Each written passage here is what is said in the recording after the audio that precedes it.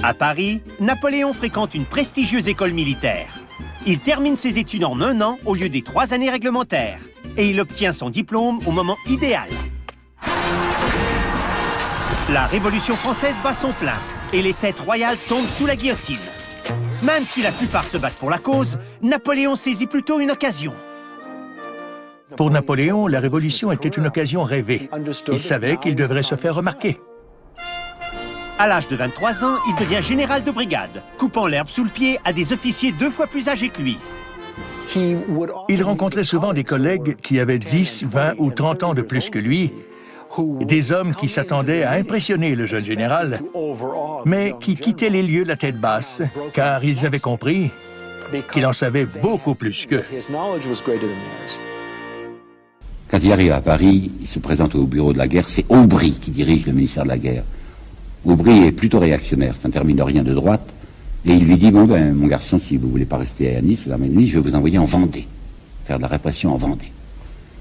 Monsieur Madeleine, qui est toujours si gentil, Monsieur Madeleine a dit, non, quand on lui a fait une proposition pareille, Bonaparte, il a repoussé, enfin, une espèce d'instinct chez lui répugnait à la guerre civile. Vous trouvez pas que c'est gentil, enfin, pour quelqu'un qui avait fait sa carrière à Toulon, c'est-à-dire dans la guerre civile, aller en Vendée, non, pas question. Pourquoi il veut pas aller en Vendée? Parce que celui qui dirige en Vendée, c'est Hoche. Et que Hoche, c'est pas la même chose que Scherer. Scherer, c'est un général un peu souple. Hoche n'est pas un général souple, il a peur. Et d'autre part, il veut pas aller en Vendée parce qu'il a toujours l'esprit tourné du côté de l'Italie, qui sera son obsession. Pourquoi? Parce que l'Italie, c'est riche. Parce que la plaine de Lombardie est une plaine où on peut faire des razzias passionnantes. Parce que si Carnot veut bien écouter ses propositions, on va le charger, lui, d'aller mettre la main sur l'Italie. Aubry est intraitable. Lui dit, écoutez, c'est à prendre ou à laisser, vous allez aller en Vendée.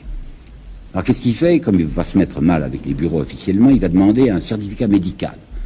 Il prétendra, c'est vrai qu'il est malade, il prétendra plus tard, il racontera ça à Sainte-Hélène, qu'il avait attrapé la gale, au siège de Toulon, parce qu'il avait saisi, au cours d'un combat, les couvillons, vous savez, la brosse là, du canon, les couvillons que tenait un grenadier qui venait d'être blessé, ou tué, je sais pas, il lui avait pris des mains, il avait saisi les couvillons, mais le type était galeux, et lui, Bonaparte, avait attrapé la gale.